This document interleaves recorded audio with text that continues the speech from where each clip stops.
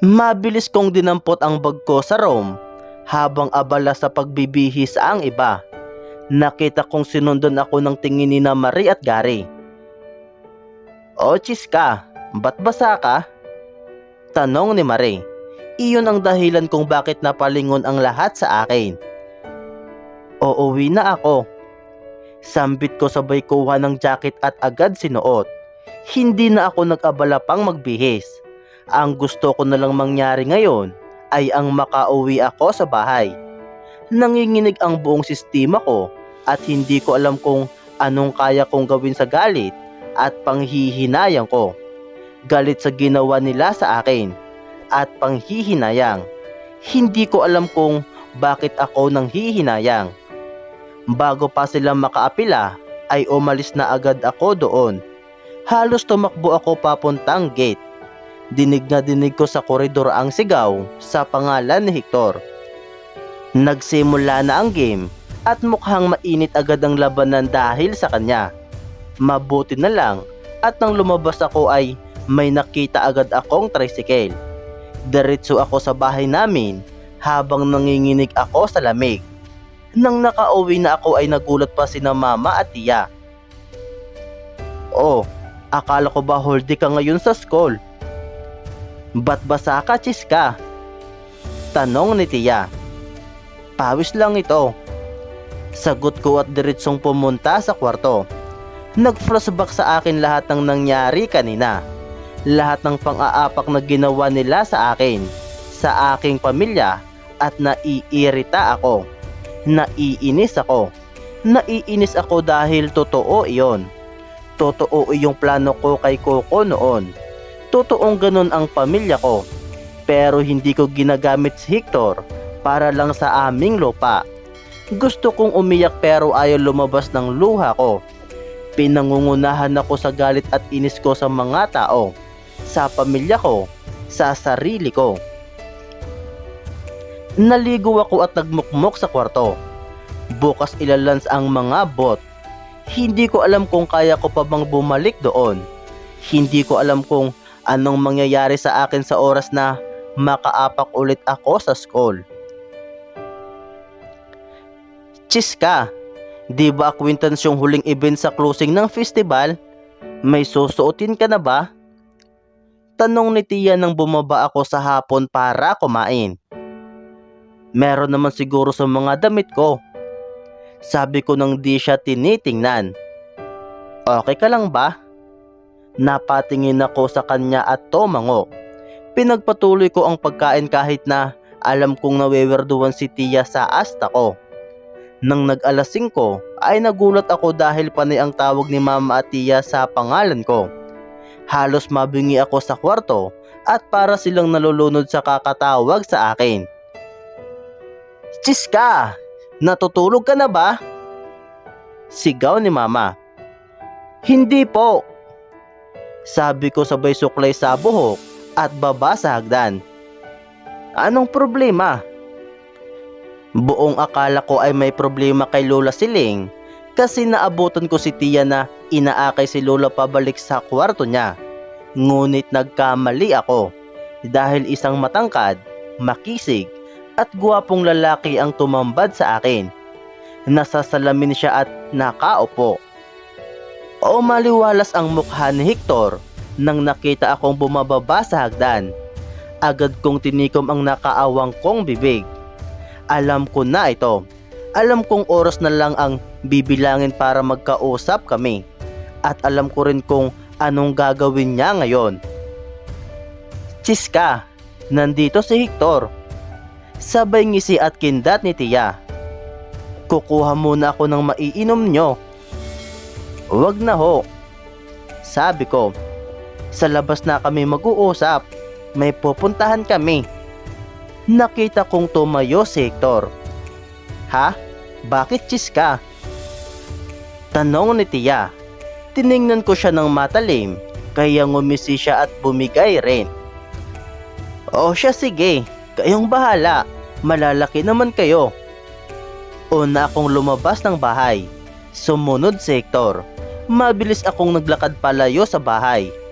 Gusto kong sa labas dahil paniguradong makikinig si na mama at tiya sa pag-uusapan naming dalawa at ayaw kong mangyari iyon. Hindi pa rin nagsasalita si Hector kahit na nakalayo na kami sa bahay. Nasa kanto na kami nang hinarap ko siya. Ano?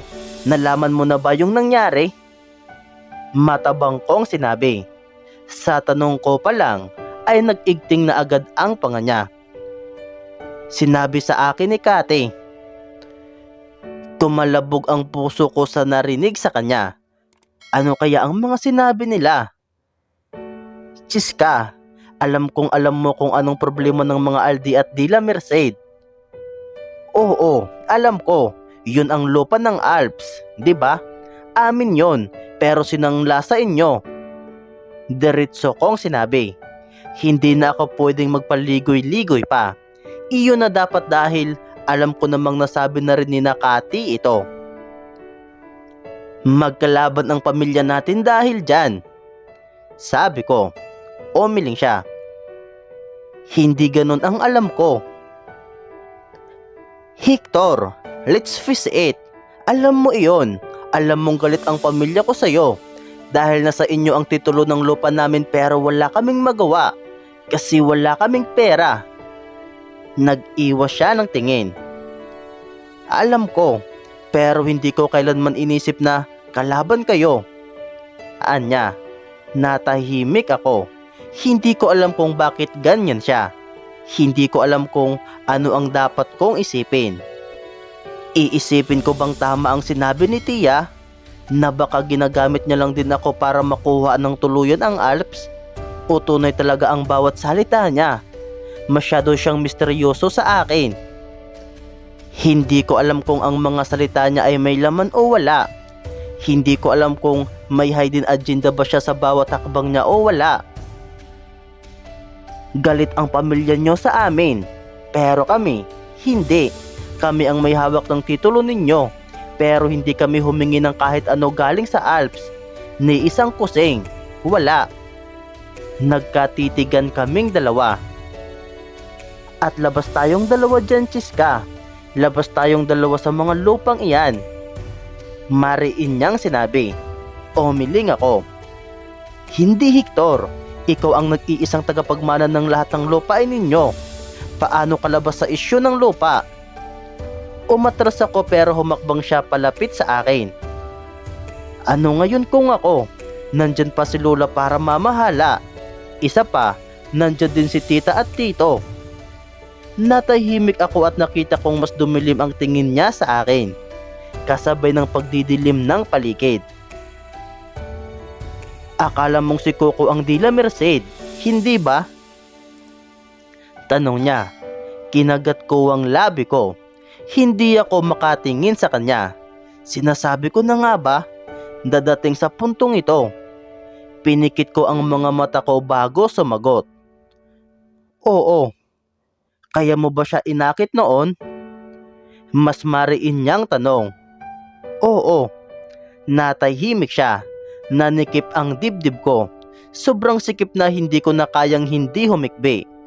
Kasabay ng hikbi ko ang pagtulo ng luha ko. Oo, Hector. Okay. Gusto ko nang bumalik ng Maynila.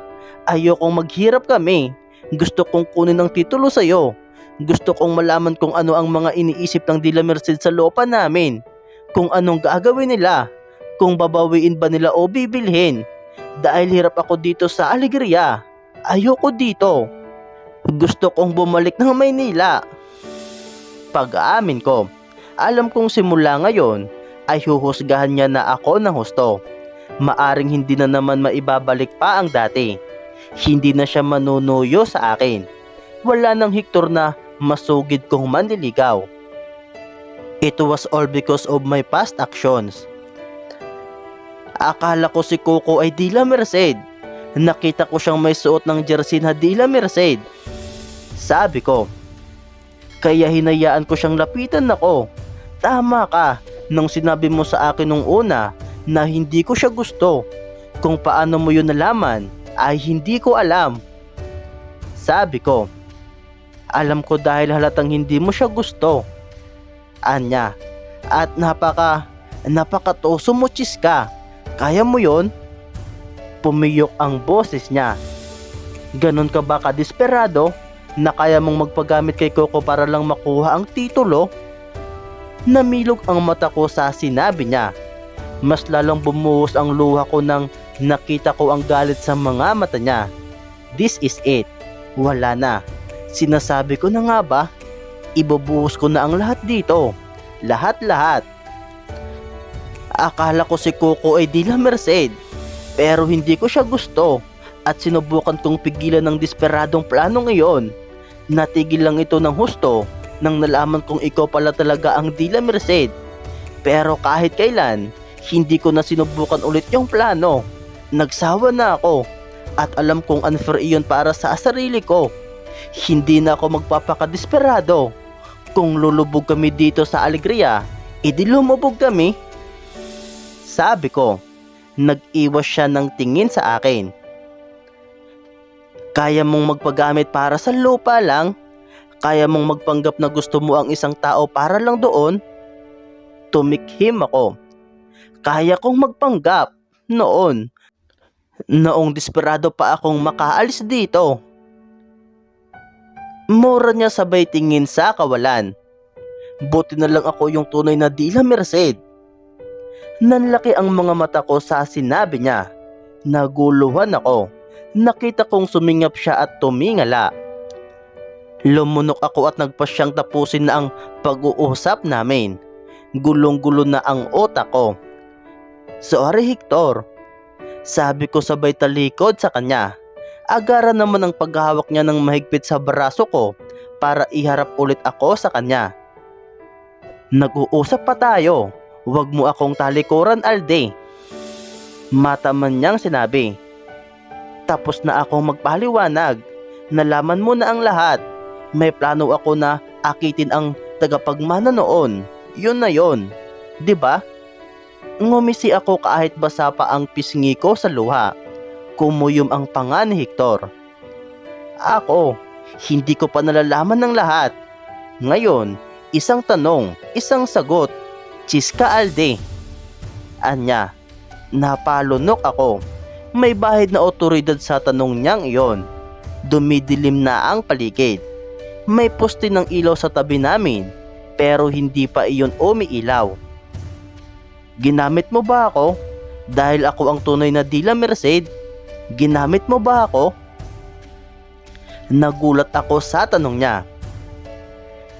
Hindi mo ba ako narinig? Sabi ko, hindi ko na kayang ulitin. Lumubog na kung lumubog, hindi ako manggagamit ng tao. Sabi ko, kung ginamit kita, sana sinagot na kita agad at hindi na ako nagpaligo sa'yo. Sana ngayon ay tayo na at hindi na kita tinarayan pa. Ngumuso siya at inangat niya ang kanyang mukha. Kung ganon, bakit ka nagpaligaw? Bakit ka umiyak? Bakit mo sinabi sa akin ang lahat? Malakas ang pintig ng puso ko kanina, pero mas lalo lang iyong lumakas ngayon. Akala ko ba isang tanong lang, bakit dumami? Kinunot ko ang noo ko. Di mo ako ginagamit, di ba? Kaya masyado kang matari sa akin. Kalimutan natin ang mga titulo ng lupa, mga apelyido ng pamilya natin, lahat. Bakit ka nagpaligaw? Bakit ka umiyak kanina? Bakit ganyan ang tingin mo sa akin?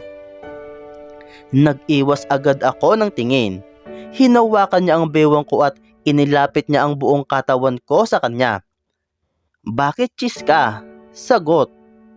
Mariin niyang sinabi. Hindi ako nakapagsalita.